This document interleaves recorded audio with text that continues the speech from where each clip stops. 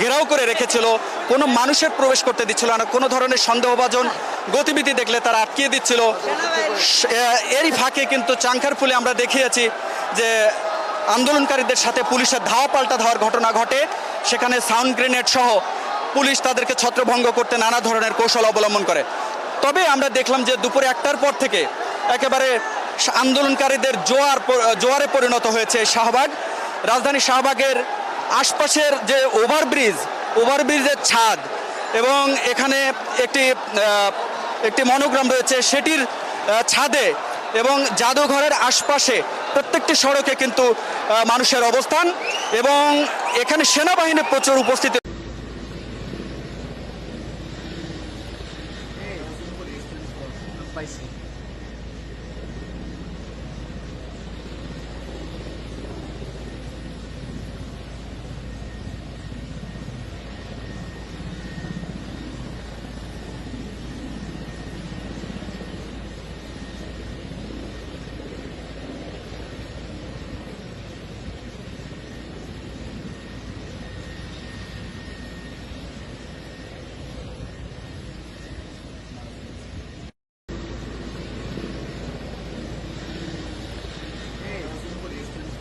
পাইছি।